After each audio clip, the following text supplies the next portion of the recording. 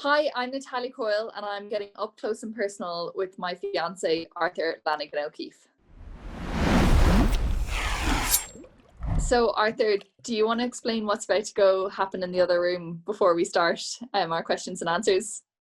For anyone who doesn't know, we have two miniature dachshunds. One is called Hansel, one is called Rufus. And Hansel has just vomited all over the kitchen floor. So we're going to have to clean it up. Yeah. Oh, did you move the chair? Are they going to eat the cookies? They're not going to eat the cookies, no. Hopefully not. Oh Is God, I hope not. Is the bench far enough pulled apart? I don't know. Like, really quick. Yeah, you're going to have to go check. Sorry, Okay, guys. You're going to pause this 1 sec. Hansel has learned how to jump up on the table, and 2 or 3 weeks ago when we were at home, he ate a whole block of butter. So we're just Arthur's gonna have to check that because he vomited butter all over the floor, and it's not something I want to repeat. So he'll be back in a momentary second. Our dog training obviously is going splendid. My suspicions were correct. I caught Hansel on the table halfway through all the cookies. So yeah. So Arthur, what was your first impression of me? Gonna go hard on it. When did we first meet? First tell everyone that, and then you can give the first impression. We first met when I was 15, she was 16. We met in the Alsa track just by the airport. And like, I suppose like I was young at that stage. And I was in an all boys boarding school. So whenever I met like another girl that was very chatty and stuff, like I'd say I fancied you a little bit. Like you didn't make a crazy impression. But yeah, you're very chatty, like really easy to talk to, I suppose. But yeah, it was good. It was a good impression, but it wasn't love at first sight, I'd say. I actually don't remember meeting you then either, so that's probably how much of an impression you made upon me. No offense, but yeah, I know that. Yeah, I know that answer.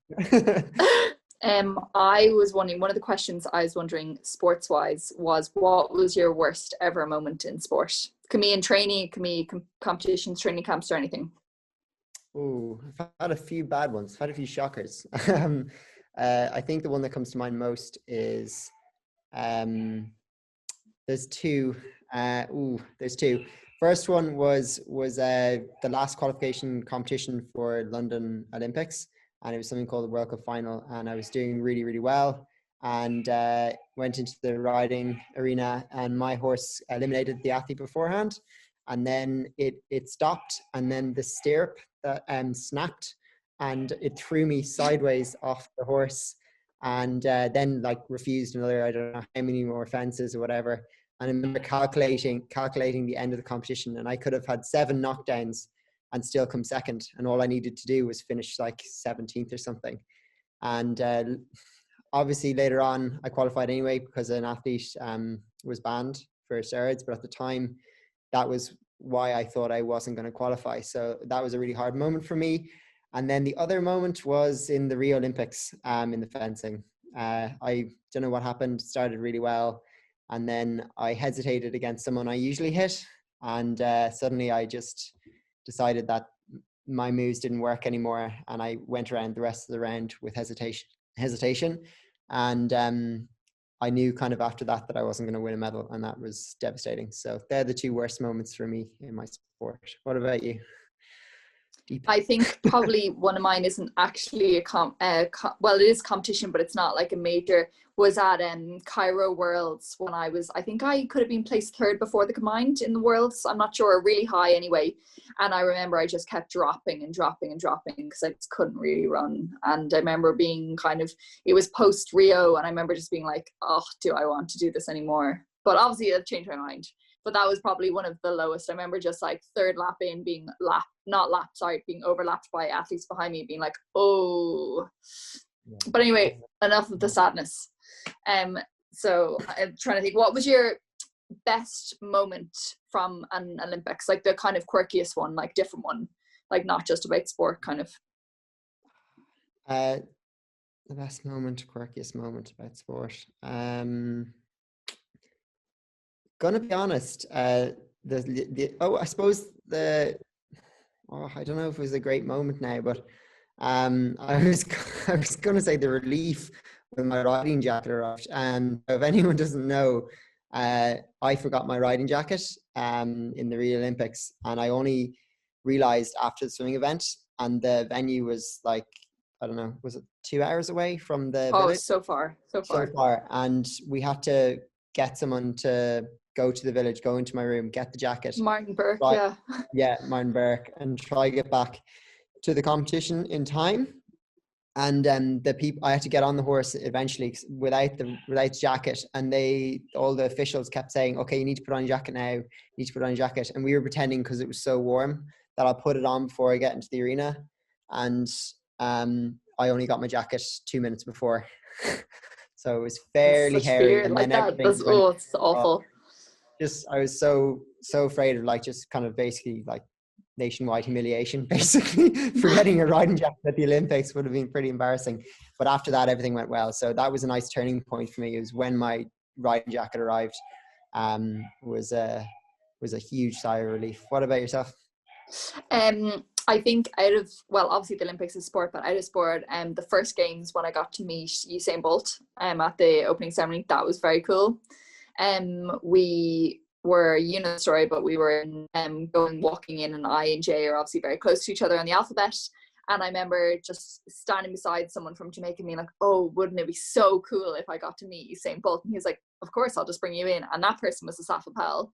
So obviously he wasn't up to date on my athletics knowledge then. And then got to go in. He was surrounded by bodyguards, and myself and Tori Penna went in and got to take a photo. But my photo is so blurry, you can barely tell who it is. So, but that was a really cool moment, I thought. That, and always walking in, because I've done it twice now, I think always going to check out the dining hall, being like, what's it going to be like? That's always what I like doing and the most.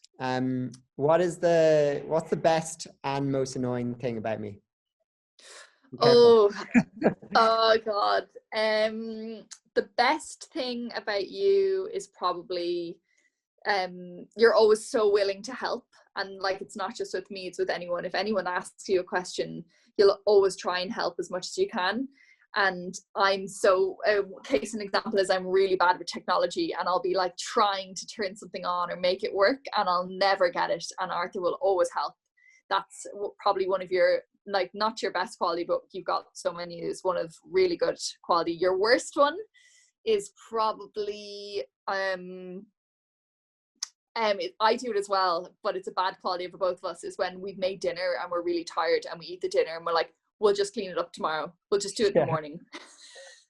And then it builds and builds. Same with laundry. Oh, we'll hang it up tomorrow. Yeah. And then you have to put it on again because it starts to smell. Yeah. If you're a pentathlete, you do a lot of laundry. Yeah. You have to change like five whole changes of clothes throughout each day. So it builds up very fast. It builds. And what about me? I'm going to start, because there's so many good things. I'm going to start with the thing that annoys me most. I'm actually going to ask if you're going to guess. Is it leaving little bits in the bottom of the cereal bowl? Yeah, it is so annoying. It's so Natalya always pours just too much cereal for the amount that she's going to eat, and then leaves it harden and connect to the bowl. I don't mean. So when you go to clean it, it's like I don't know. It's like cement. Yeah, literally like cement. And her New Year's resolution, like requested by me, is to just eat whatever is in your bowl. Yeah. And then there's a lot of good things, I must say, but maybe just like your energy, you're always so chirpy and happy. And if I get a bit more, I suppose if I get a bit kind of gloomy or something, you always bring me back up out of it. So I think you probably see in the interview how chirpy and happy you usually are. So, and that is genuinely what she's like in real life as well. So that's probably a pretty damn good one. Oh, here's a good one. If you could give 20-year-old Natalya 3 pieces of advice, what would they be? 20. So the next year I'm going to the games, I think. I think I'd probably tell her now, hindsight's obviously a great thing. Sport wise, I'd tell her to relax a bit more, because I think when I was younger and everything I took really, really seriously, which is the right thing to do, but also it means you kind of, sometimes you're just overwhelmed by it all the whole time. Like, there's no kind of taking a break and taking your foot off the pedal isn't a bad thing. Whereas when I was like 20, I would have been, if I was like sick at all, I'd be like, oh no, I'll just train through it. Now I've learned that obviously not to do that, but just that's an example. I think that's one thing. Another is to probably stay in touch with education more, which people said to me at the time, but I remember being like, I don't have time for that. And it's like, there is time if you can make your week better, because that would be something that, you know, would be great to have kind of kept in touch after doing my first after doing a degree. And then after that would be trying to think, I think just to maybe enjoy the highs more, because I think that it's easier said than done in the moment. You know, when we won our first, so then I was very far, a couple of years away from winning my first medal, and that was with you when we were winning a relay medal. And I think that, like, sometimes you just get the medal or have the really good performance, and the next day you're straight on to the next thing. What's the next competition? And I think Martin Irvine, I remember, told me in the Institute of Sport before, being like, just to really like ride those highs and to enjoy the process when you've won a medal or had a really good performance, because a lot of the time it's our mentality just to skip straight across the next thing. And I think that's, I'd tell her, I'd be like, enjoy those. What about you? I would tell Arthur.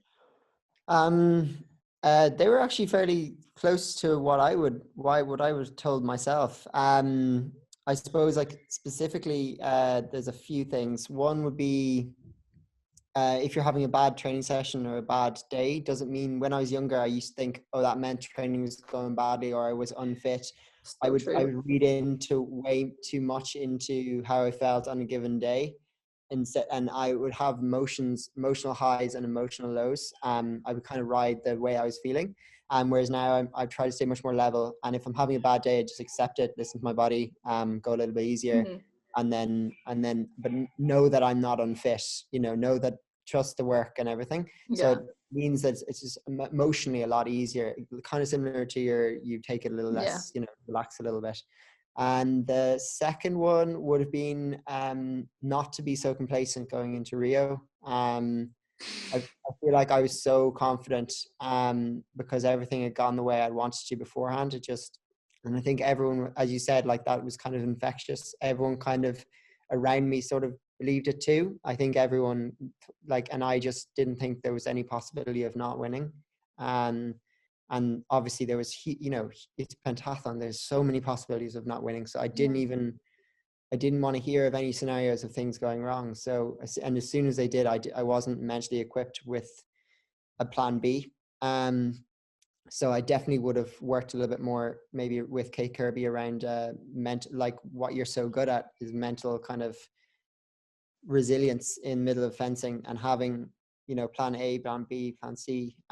Whereas I was purely on winner or win. There was nothing else in mind. And I don't think there was anything else in most of the coaches' minds either. So that was a major mistake, and I'm hopefully not going to make that mistake again in Tokyo. I think I've learned from that.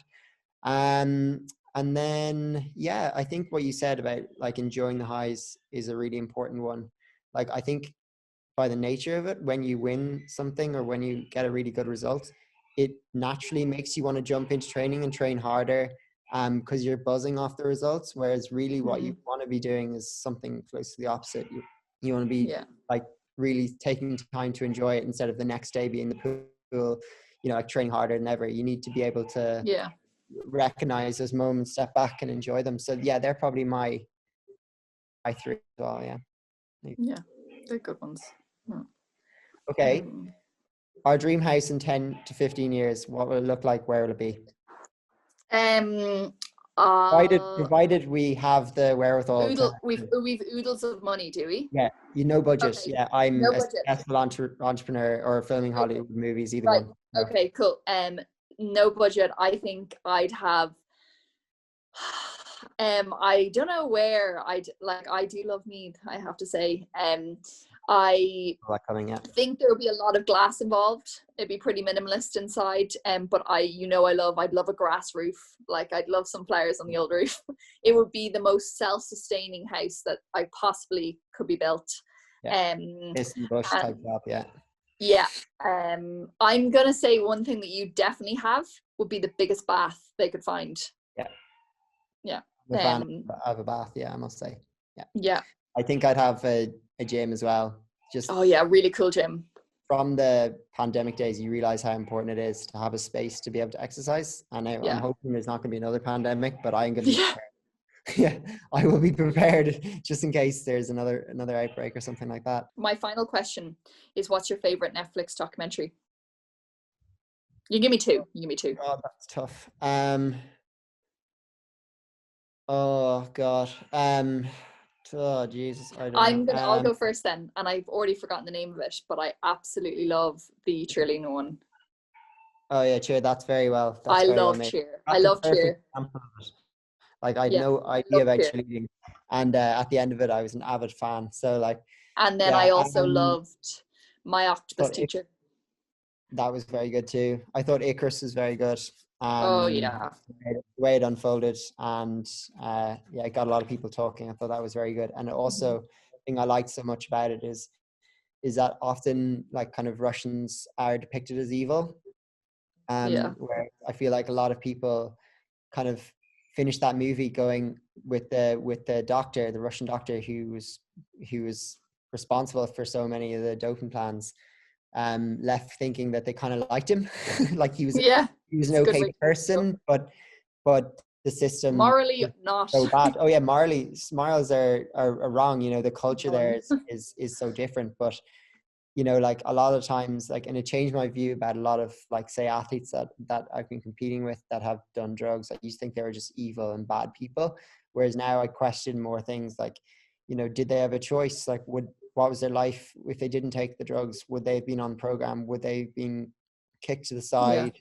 Would they, you know, do they have anything to fall back on? And were they made take it by other coaches? So like, did they I know? don't just, yeah, I'd say in most cases they know, but we're in a privileged situation where, like, you know, if someone offers us drugs, we can say no, and we can be thrown off pentathlon, and we can get a job and have a good future. Whereas that's not always the case for everyone else. So I feel like obviously I no tolerance for it at all within sport. But I almost feel like they should ban the coaches and the people around 100%. in most of the instances. So I feel like I've gotten a little bit more empathy, and actually just a little bit after watching that, I just, my perspective changed a little bit, and I feel like that's a sign of a good documentary.